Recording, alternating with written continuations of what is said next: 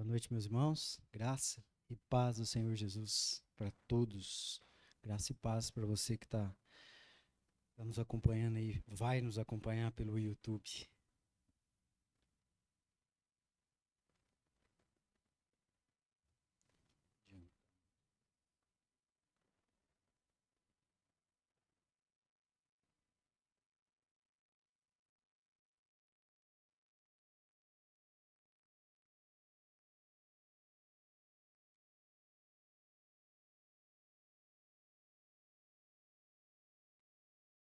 Bom, essa noite, a palavra que o Senhor colocou no meu coração é uma palavra que a gente gosta muito de escutar e existem momentos assim, que são assim, momentos ímpares na nossa vida em que a gente precisa escutar e falar sobre isso, relembrar sobre isso.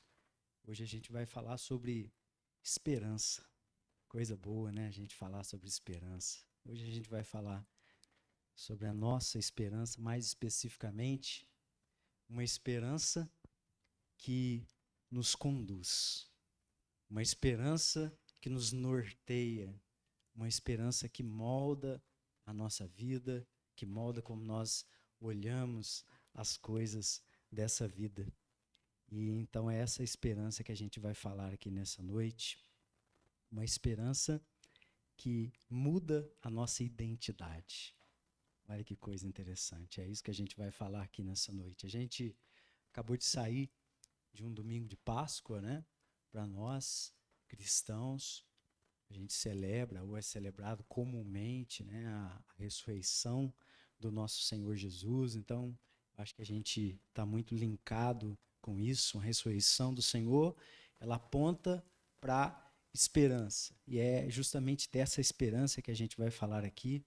Mas, como a gente acabou de sair, né, de um domingo de Páscoa, eu pergunto para mim mesmo e pergunto para cada um de nós que está aqui nessa noite: será que, de fato, a ressurreição de Cristo, né, e tudo que ela significa, tudo que ela representa, será que ela realmente é tão significativa assim para nós, a ponto dela mudar a nossa visão de mundo?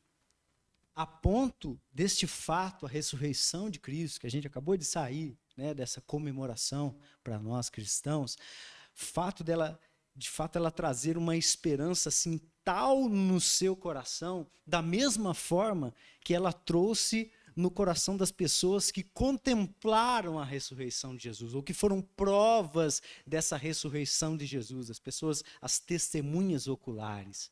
Será que existe um abismo do impacto que a esperança da ressurreição de Cristo, ela teve naquelas pessoas, nas testemunhas oculares, que viram o Senhor ressurreto? Será que existe um abismo quase intransponível no poder, no efeito que essa esperança produz em nós, diferentemente do que produziu para eles?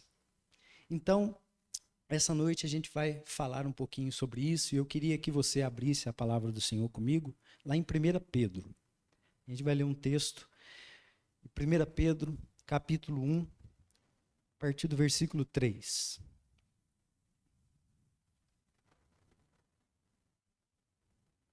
Lembrando que nós estamos falando de esperança, lembrando que nós estamos olhando para a ressurreição de Cristo e o impacto que de fato isso tem na nossa própria vida.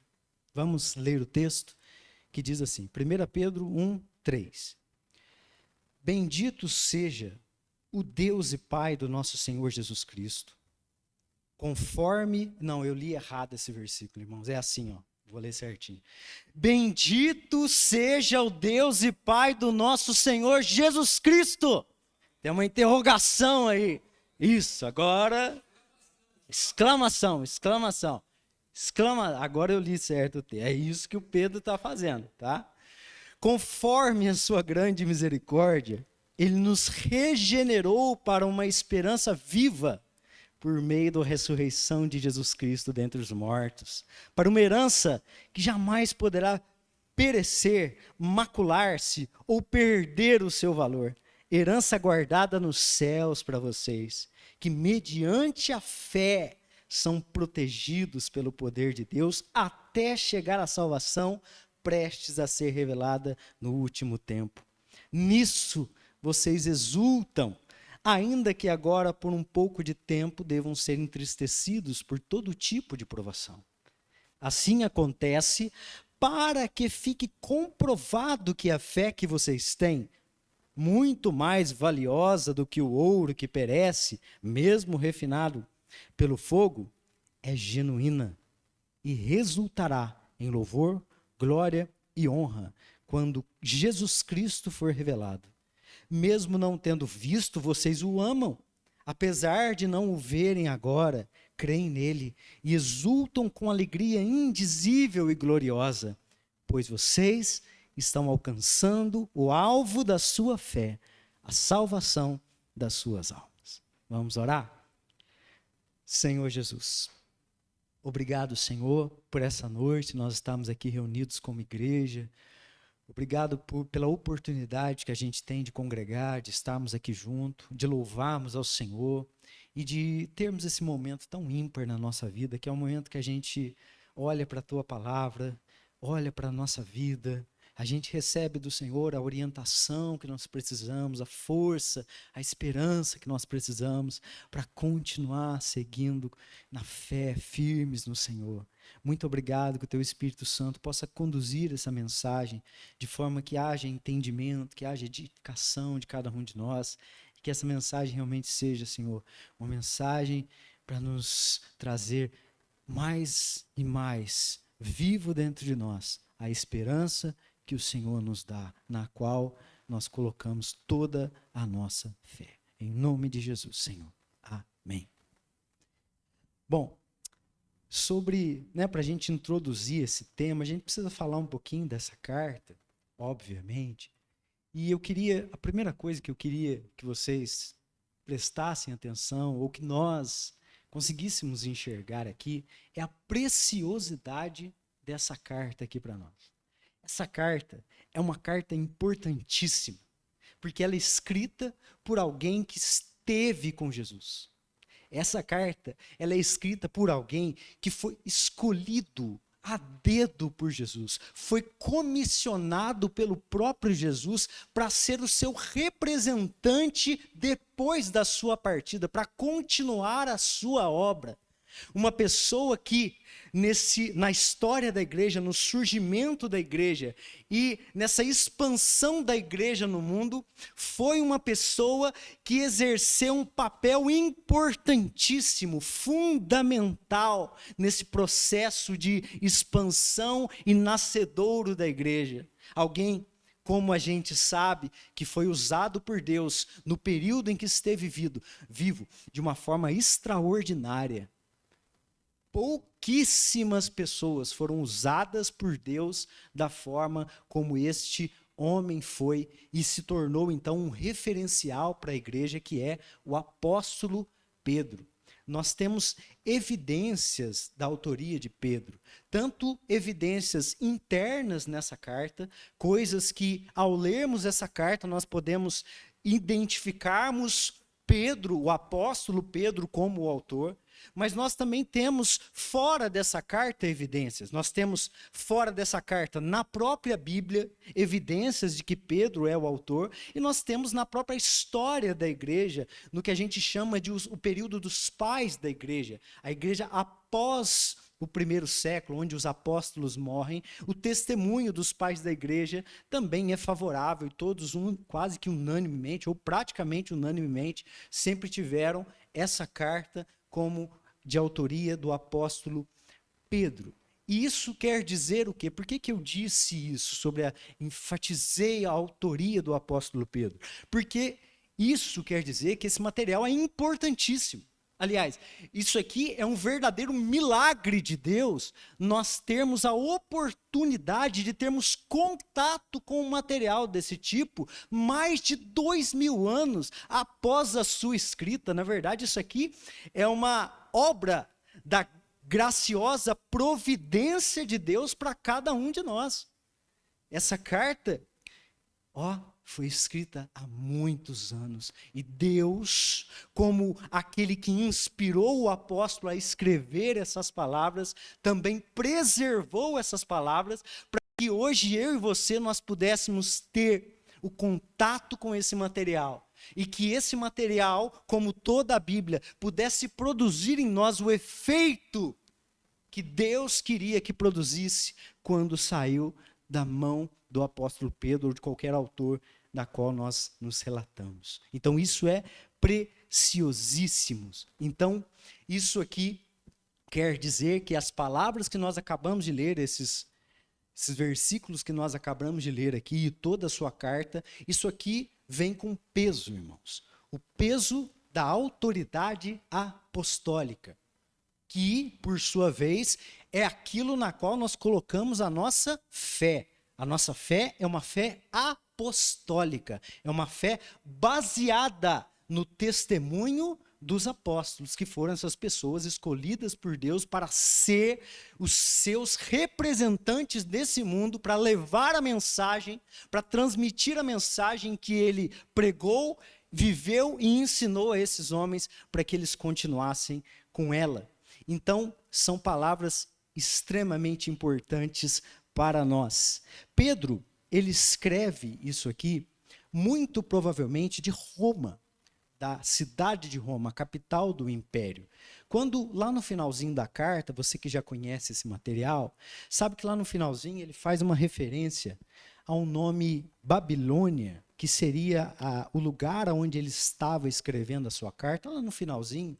Mas o que se tem é que Babilônia, tanto aqui como lá no Apocalipse, na verdade é um codinome para a própria Roma. Tá? Então, muito provavelmente, ele escreve isso aqui de Roma, e o contexto da carta também vai nos levar a isso, e ele escreve essa carta no final do seu ministério. Não se sabe ao certo a data precisa de quando ele escreveu isso. Os estudiosos colocam mais ou menos entre 62 e 64 depois de Cristo, antes de uma grande perseguição que houve na igreja aí, causada pelo imperador Nero, né? Retratada, por exemplo, em um filme que chama Quo Vadis, tem disponível aí no YouTube, um filme antigo, né? Os antigos conhecem esse filme. Retrata justamente isso, a perseguição que houve desse imperador Nero, quando ele, né, pelo menos é isso que a história aponta como verdadeiro, que ele incendiou Roma, mas quando ele viu a besteira que ele tinha feito, ele arrumou um bode expiatório, e esses foram os cristãos. Então ali os cristãos começaram a ser perseguidos por Roma, queimados em tochas, sendo levados lá para o Coliseu, sendo devorados, e tudo aquilo que a gente já conhece, pelo menos um pouco, de já ouvir falar em cima dos nossos púlpitos. Então esse é o contexto. Então os estudiosos colocam mais ou menos antes dessa grande perseguição, que por sua vez a história vai dizer que é justamente nessa perseguição, mais ou menos em 64, que Pedro ele é martirizado por esse déspota, né, o imperador Nero. Então fica mais ou menos neste período da história, tá? E aí, irmãos, para quem que Pedro está escrevendo essa carta? Isso aqui é importante. O Pedro, no começo da carta, ele mostra para nós, e ele vai dizer para nós, então, que ele está escrevendo essa carta para cristãos de um modo geral. Ou seja, essa carta ela não é como as cartas do apóstolo Paulo, a maioria que nós vemos, onde Paulo escreve para uma igreja específica, em uma cidade específica, para um povo específico. Mas não, aqui é uma carta geral, para cristãos de um modo geral, para cristãos que viviam mais especificamente em uma região que o Império Romano ele dominava, que se chama Ásia Menor. Então ele escreve para esse público, judeus e gentios que viviam nessa região da Ásia Menor e adjacências dessa região. E ele escreve essa carta por um motivo para esses irmãos. Ele escreve porque a igreja ela estava sendo perseguida, irmãos. A igreja estava sofrendo por causa da sua fé em Cristo. Não uma perseguição institucionalizada, como mais tarde na história a gente sabe que aconteceu, mas a perseguição de sempre, a perseguição que sempre acompanhou a igreja desde quando ela nasceu, que é a oposição do mundo para com ela. Tanto a oposição do mundo na pessoa dos judeus, que foram pessoas que perseguiram violentamente a igreja. Por exemplo, se você ler no começo do livro de Atos, a primeira, vamos dizer assim, dispersão dos cristãos foi por causa de uma perseguição infligida pelas autoridades judaicas a eles que estavam ali reclusos em Jerusalém. A igreja nasce em Jerusalém. Então, essa perseguição dos judeus, ela se espalhou por onde eles estavam. Os judeus perseguiram a igreja, e a própria perseguição dos gentios, né, com as suas práticas pagãs, obviamente, em oposição à prática dos nossos irmãos naquele tempo. Então, essa oposição, essa perseguição que os nossos irmãos destinatários dessa carta, eles estavam sofrendo aqui nesse tempo. Não uma perseguição institucionalizada, como mais tarde o Império Romano perseguindo por causa de ser cristão, tá? E aí, diante deste fato, Pedro, como um grande pastor, ele escreve para quê? Qual é o motivo? Ele escreve para fortalecer, para orientar e principalmente disso que nós estamos falando aqui hoje, para trazer esperança para esses irmãos, de uma forma que essa esperança trazida por ele, nas palavras que ele estava escrevendo, essa esperança pudesse ser para esses irmãos que estavam sofrendo por causa da sua fé, uma âncora que eles poderiam estar seguros e firmes na fé em momentos difíceis que eles estavam e ainda iriam passar neste mundo, pelo fato deles serem aquilo que Pedro chama de peregrinos e forasteiros neste mundo. O que nos parece é que aqui nessa carta, como um exemplo, Pedro ele está cumprindo fielmente as palavras de Jesus, quando Jesus lhe dá uma palavra bem específica para ele, dizendo: quando você se converter, fortaleça os seus irmãos. Então essa é uma carta de fortalecimento. Pedro, ele abre a sua carta depois de uma saudação, como era de costume, né? E ele vai abrir a sua carta logo após essa saudação, com o que nós podemos chamar de uma pequena doxologia, ou seja, uma expressão de louvor, de exaltação a Deus, que é justamente essa frase que eu quis enfatizar do começo do texto: bendito seja o Deus e Pai do nosso Senhor Jesus Cristo. Bendito, essa palavra bendito, ela remete àquilo que se quer que seja louvado, que seja exaltado, aquilo que é digno de palavras que expressem honra, que expressem gratidão, que expressem devoção e admiração. É isso que Pedro, ele tem na sua mente quando ele usa essa palavra: bendito seja o Deus e Pai. E ele bendiz alguém bem específico nesse texto, que é a pessoa de Deus, o Pai do nosso Senhor Jesus Cristo. Perceba que Pedro, ele traz à tona um conceito sobre Deus, ou um conceito de Deus, que é muito presente aqui no Novo Testamento, mas era um conceito totalmente vamos dizer assim, ou praticamente desconhecido pelos judeus, que é o conceito de Deus como Pai. Esse conceito de Deus como um Pai, ele é inserido na história da revelação de Deus ao homem e é também esclarecido dentro dessa história por aquele que, segundo o escritor aos Hebreus, é a plenitude da revelação de Deus aos homens, que é Jesus Cristo, o Filho de Deus. Ele é Jesus que revela, que insere e explica esse conceito que é tão falado para nós, tão comum chamarmos Deus de Pai, essa relação que existe de nós com Deus. Isso foi trazido por Jesus quando ele revelou o Pai, e isso é interessante. Por quê? Porque Jesus ele traz essa revelação por causa do quê? De Deus, o Pai, dele como filho. Por quê? Por causa do relacionamento que existia dentro do ser divino, dentro da Trindade, entre Pai e Filho. De forma que,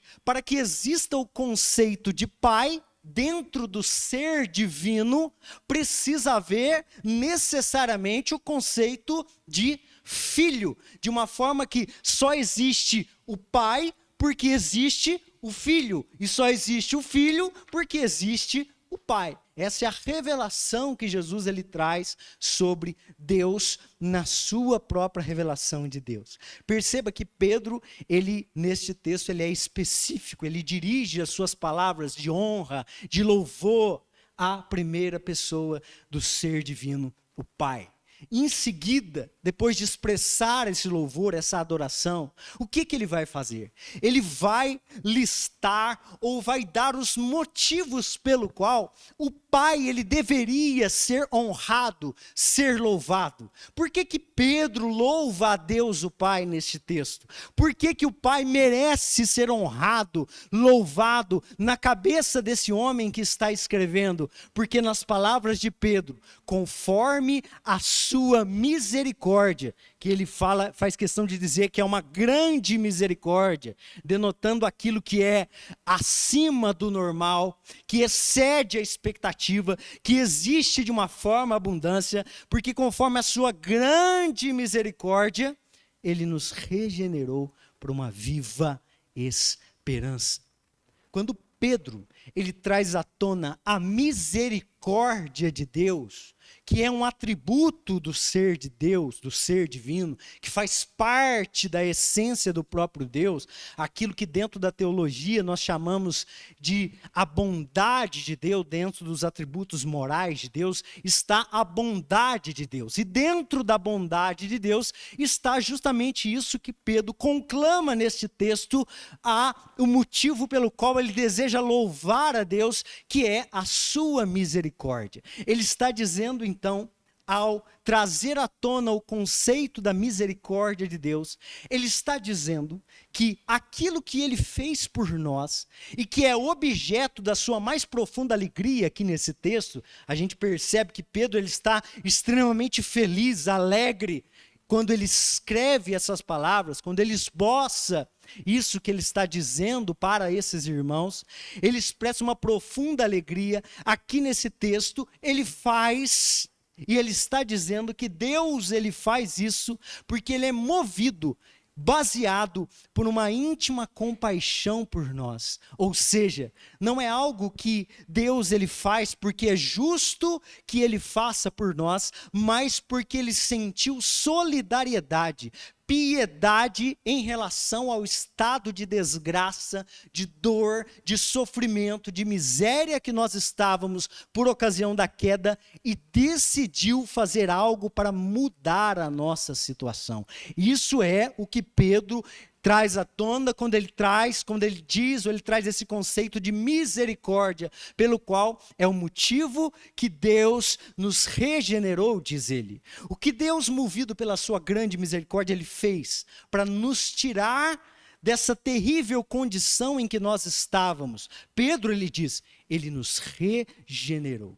Regeneração, aqui é o conceito, esse conceito fala da ação de Deus de nos dar uma nova vida, de nos gerar de novo, de mudar a nossa forma, de nos dar uma nova natureza. Essa nova natureza que nós recebemos de Deus por meio da fé em Cristo Jesus, ela cumpre, meus irmãos, perfeitamente o propósito pelo qual ela nos foi dada por Deus, que é mudar a nossa condição. Você percebeu que o que leva a Deus, nesse texto, a nos dar esta nova natureza é a sua compaixão pelo estado deplorável que nós estávamos e o fim terrível que nos aguardava por causa disso? É isso que move o coração de Deus para mudar a nossa condição, para nos regenerar. Regenerar é a ação de Deus de mudar a nossa condição, de nos tirar de um lugar e colocar em outro lugar totalmente diferente do qual nós estávamos, um lugar seguro em Deus. Então, Deus, ao nos dar uma nova natureza, por conseguinte, uma nova vida, ele estava fazendo justamente aquilo que é ser misericordioso, ou agir com misericórdia, que é se compadecer da miséria alheia e fazer o quê? E fazer alguma coisa para tirar essa pessoa da situação que ela está. Isso é misericórdia. É compadecer da situação do outro, mas fazer alguma coisa para mudar essa situação, para mudar esse estado que desenvolveu naquela pessoa, esse sentimento de compaixão pelo estado deplorável. Então, no nosso caso aqui especificamente, né, ele muda a nossa condição. E ao fazer isso, ao mudar a nossa condição, ele muda a nossa perspectiva. Por quê? Porque como aqueles agora que foram gerados de novo por Deus, nós passamos então, segundo ele, a termos uma viva esperança. Nós passamos de uma horrível expectativa de juízo e fogo intenso que consumiria os inimigos de Deus, segundo, por exemplo, Hebreus 10:7. Nós passamos dessa perspectiva horrível para uma outra perspectiva, ou para a esperança de recebermos de Deus coisas inefáveis e preciosas. Ou seja, nós saímos de Cristo, em Cristo Jesus, nós saímos de um extremo da balança, oposto da balança, e fomos para o outro lugar, porque não é só não ser ou deixar de ser condenado, mas também é receber benefícios imensuráveis de Deus. Então, essa é a esperança que a nossa nova natureza nos dá, porque Deus, ele mudou a nossa perspectiva de vida ao nos dá-la. E para nós que recebemos essa nova natureza, essa esperança é aquilo que move tudo aquilo que somos, tudo aquilo que nós fazemos, porque ela está em nós que fomos regenerados. Ela está viva dentro de nós. Ela é aquilo pelo qual pulsa a nossa alma.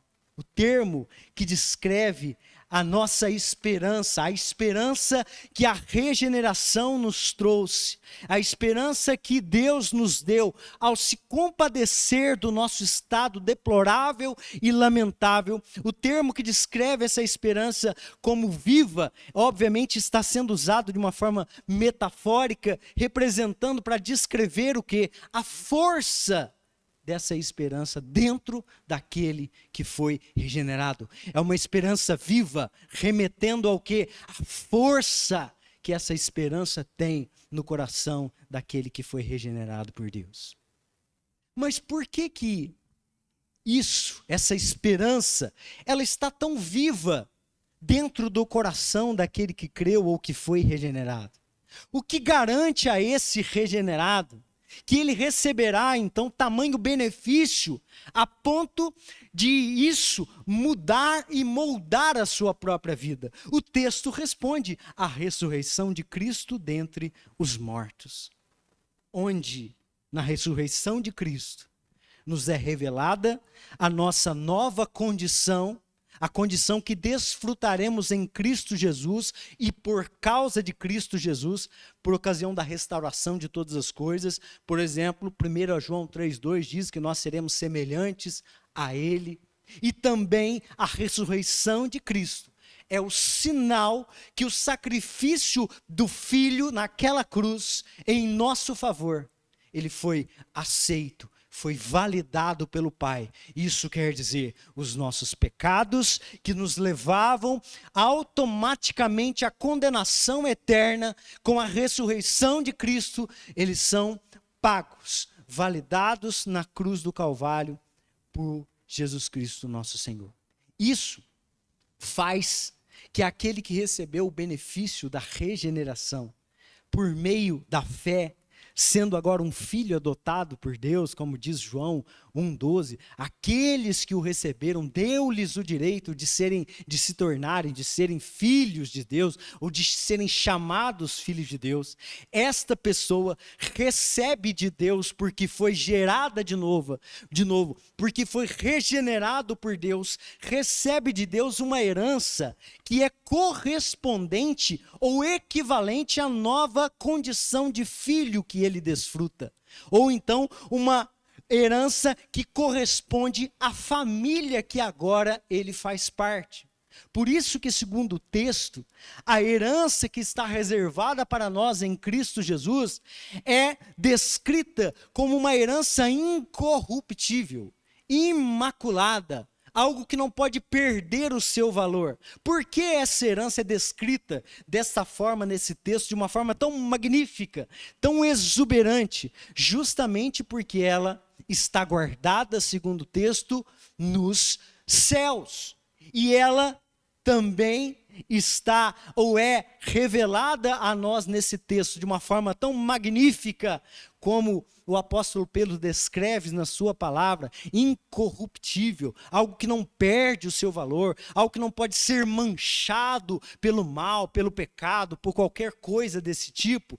Também está se referindo o lugar da habitação de Deus. É uma herança guardada para nós no céu. E ao remeter essa herança ao céu, que é o lugar eterno da habitação de Deus, isso também está diretamente, Pedro está diretamente relacionando essa herança à essência do próprio Deus, cuja família nós passamos a fazer parte. Aqui eu quero que você perceba o seguinte, que a salvação, irmãos, ela é muito mais do que um lugar maravilhoso que Deus preparou para aqueles que o amam. Ou então, ela é muito mais do que tão somente o livramento do inferno, irmãos. A salvação é uma nova condição que nós recebemos de Deus. Isto é, nela nós passamos a ser filhos. E ser filho é muito mais do que ser alguém que não receberá o castigo de Deus, ou é muito mais do que tão somente uma pessoa que receberá um presente, um benefício de Deus. Ser filho é estar inseparavelmente e intimamente ligado com o próprio Deus, sendo parte agora da sua família. Receber um prêmio, por exemplo, extremamente valioso, de alguém muito rico, pode ser uma pessoa nobre, uma pessoa boa, que nos dê um prêmio muito grande, pode ser uma coisa boa, uma coisa maravilhosa. Mas ser filho dessa pessoa é uma coisa totalmente diferente. Um exemplo bem esdrúxulo, né? Qual é melhor? Receber um prêmio do Silvio Santos, né, que é a figura brasileira para a riqueza, né, Silvio Santos. Qual é melhor? Receber um prêmio de 1 milhão do Silvio Santos ou ser filho do Silvio Santos? Existe uma diferença muito grande. Então é isso que esse texto nos remete. Essa diferença que às vezes nós confundimos tanto e ofuscamos tanto dentro da nossa mente. Enxergamos a salvação como tão somente o livramento do inferno, tão somente um presente maravilhoso, mas esquecemos de enxergar a salvação como a nova condição que nós temos em Cristo Jesus, a condição de sermos filhos de Deus. Mas essa herança tão magnífica, descrita pelo texto, algo incorruptível, algo, na verdade, imensurável, né? Nós podemos, nem Pedro, nem ninguém conseguiria descrever. O apóstolo Paulo, ao ter a revelação da habitação de Deus, ou do terceiro céu, como ele chama, ele diz que nem consegue descrever esse lugar com palavras. Então, ao termos essa revelação de uma herança tão magnífica, que está guardado aqui, segundo o texto, né, remete a algo seguro, está guardado para quem, segundo o texto? Está guardado para aqueles que, mediante a fé, para aqueles que, através da fé, por meio da fé, são guardados, protegidos pelo poder de Deus. Perceba que a fé, que é a confiança que o crente tem em Cristo Jesus para a sua salvação, e que também é a resposta do homem à oferta de salvação que lhe é oferecida em Cristo Jesus, é um meio e também é a garantia de que ele receberá a herança e também será protegido pelo próprio Deus até a consumação dessas coisas, onde ele de fato será revestido de Deus com a sua nova natureza, ou receberá de Deus essa herança de uma maneira plena.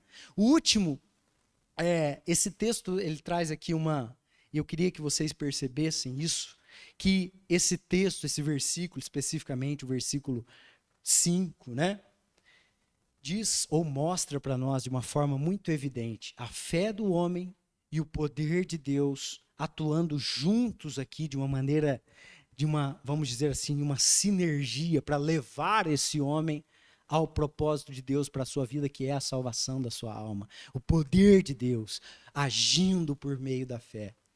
Esse é o motivo da exultação do crente. É aquilo que norteia toda a sua existência, toda a sua vida. É aquilo que garante que ele receberá de Deus por meio da fé uma herança eterna reservada em Cristo Jesus para aqueles que o amam.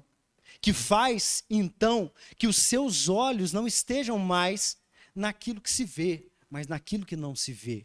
Que faz com que as coisas dessa vida, para esse regenerado, para esse que tem essa firme esperança no seu coração, não sejam mais tão importantes assim, porque ele já contempla pela fé aquilo que lhe é reservado em Cristo Jesus.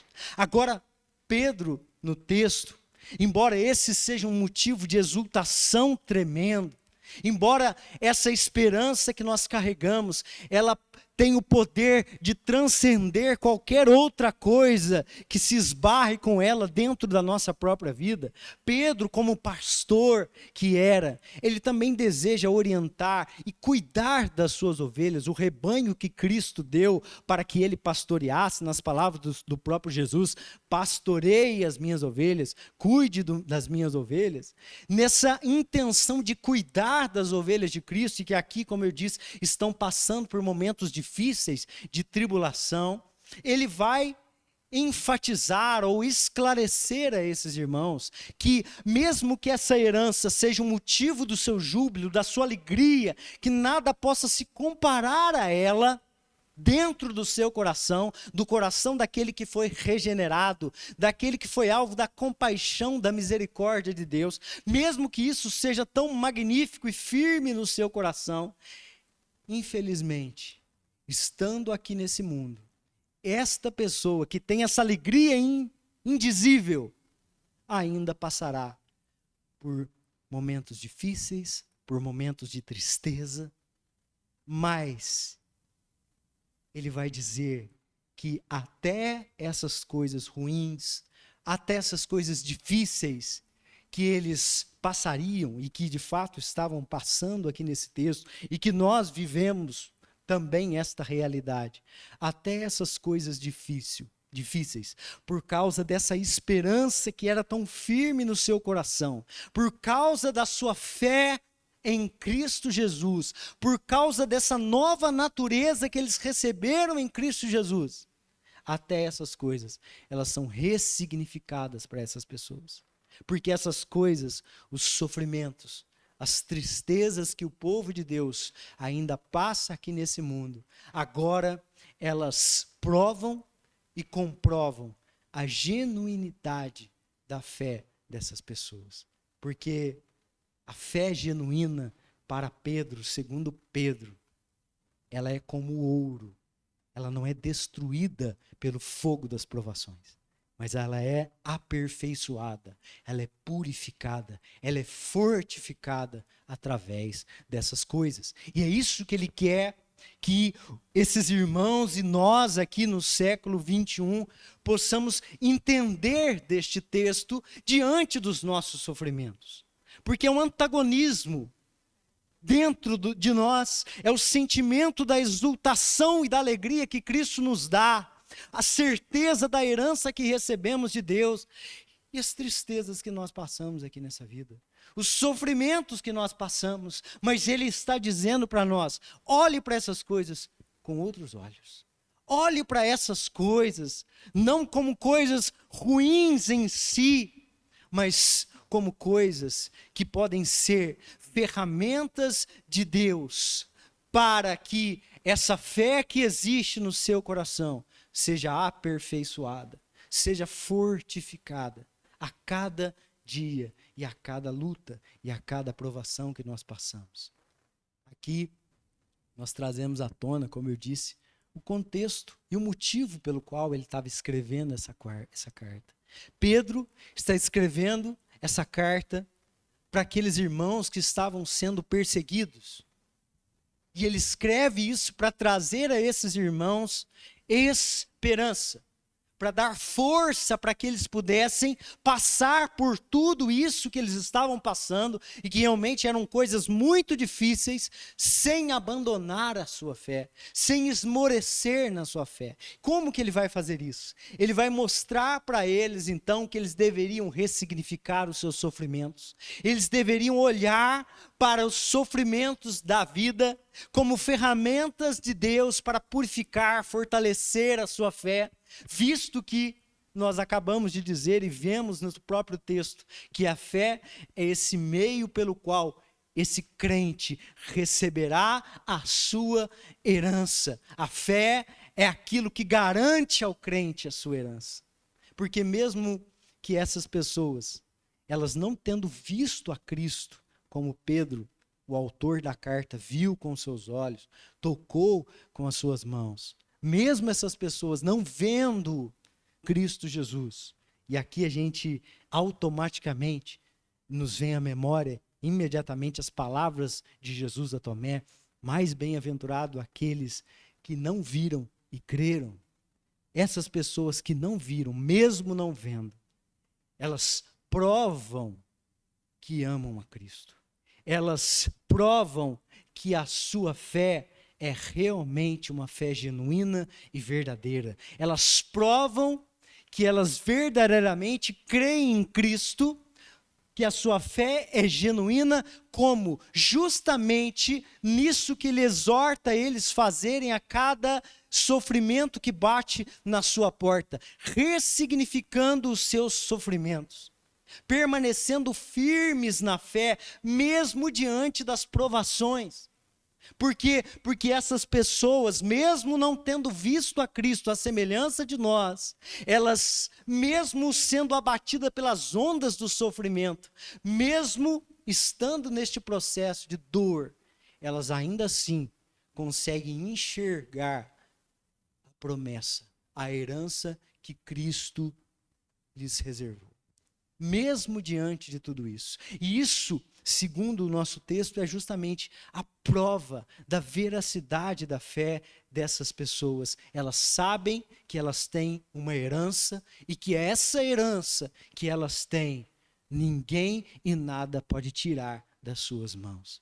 Eu queria que você percebesse a capacidade que a verdadeira fé em Cristo ela tem de trazer esperança e alegria para aquele que crê, e aqui no texto uma alegria que não pode ser descrita com palavras, mesmo diante do sofrimento, das provações dessa vida. Por quê? Porque essa fé genuína, essa esperança que a fé nos dá, ela muda a perspectiva daquele que a tem. Ela traz uma certeza tão profunda sobre as promessas de Cristo que, para esse crente que está tendo a sua fé provada por meio dos sofrimentos, das tristezas dessa vida, essas lutas, as suas vitórias, a sua própria perseverança diante dessas coisas, trazem para este crente a alegria de saber que ele está alcançando o alvo da sua fé, que é a salvação da sua alma, referindo-se ao ser humano como um todo, né? Por conta dessas provações, é provada a genuinidade da fé desses irmãos e a nossa também. Não é uma coisa que nós gostamos de nos apropriarmos disso, porque o sofrimento é algo que nós realmente temos uma repulsa por ele. Mas Pedro está trazendo para nós, olhe para essas coisas de uma outra forma. Olhe para essas coisas com outros olhos. Você tem esta capacidade de fazer isso. Por quê? Porque eu já te gerei de novo. Eu já coloquei dentro do seu coração uma esperança que é viva, que é forte.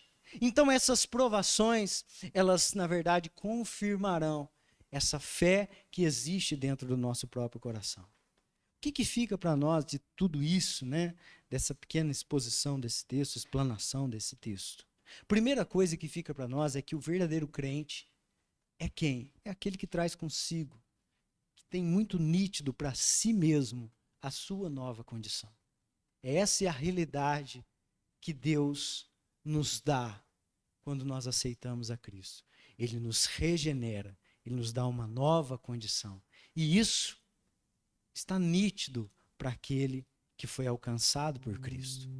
Segunda coisa que fica é que por causa disso, dessa nova condição que o verdadeiro crente desfruta em Cristo, esse verdadeiro crente é aquele que traz dentro de si, viva como pulsão da sua alma, essa esperança da herança eterna em Cristo Jesus. É isso pelo qual pulsa a sua alma, daquele que foi alcançado por Cristo.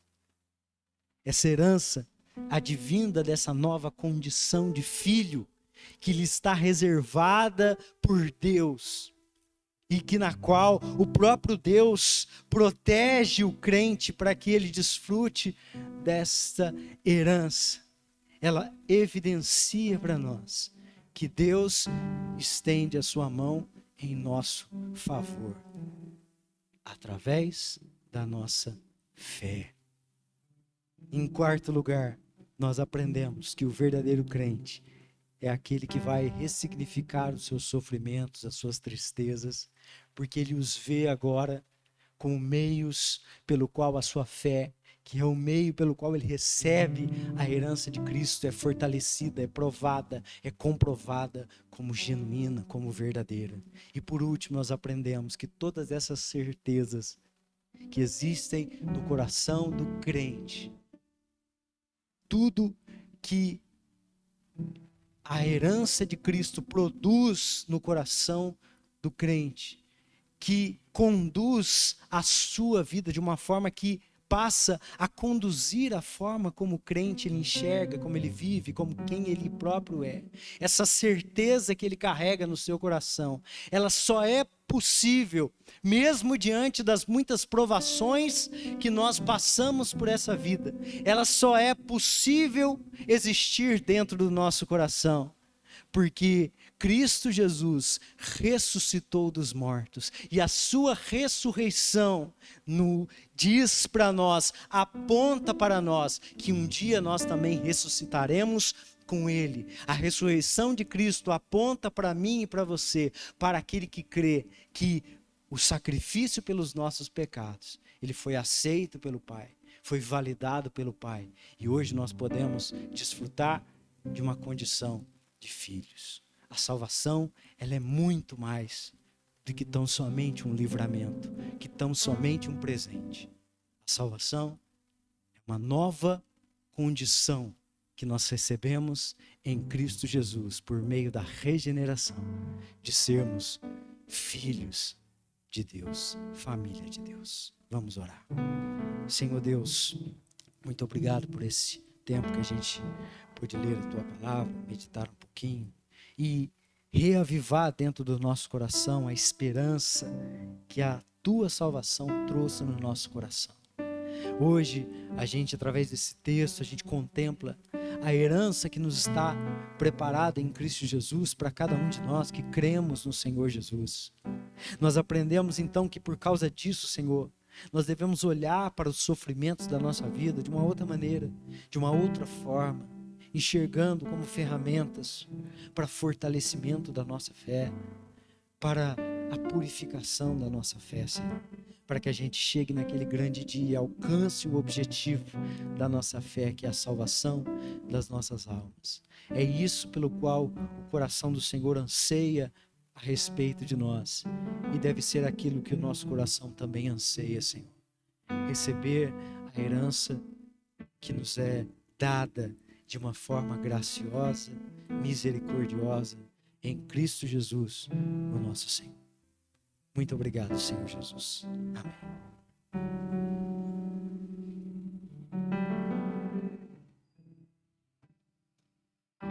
Obrigado, Marcelo, que Deus te abençoe. Muito obrigado pela presença de todos. Nós vamos ficar de pé para nós orarmos ao nosso Deus. Domingo pela manhã, que Deus encoraje o seu coração para estarmos juntos aqui, adorando ao Senhor, louvando ao Senhor. E quero também desafiar você aí para o dia 1º, né? O dia 1º nosso culto vai ser lá na quadra, café da manhã, coloca no coração de você levar lá um pãozinho, alguma coisa, e nós vamos estar lá a partir das 8h30 da manhã, vivendo esse tempo de comunhão, de adoração e também de culto. Senhor, muito obrigado por esta noite, leve-nos para casa na Tua presença e nos dê um restante de semana próspero e abençoado, trazendo-nos novamente aqui no domingo para juntos adorarmos e glorificarmos o Teu nome. Em nome de Jesus é que oramos, hoje e sempre. Amém. Despede da pessoa que está do teu lado, deseja a paz de Jesus para ela, que Deus abençoe sua vida.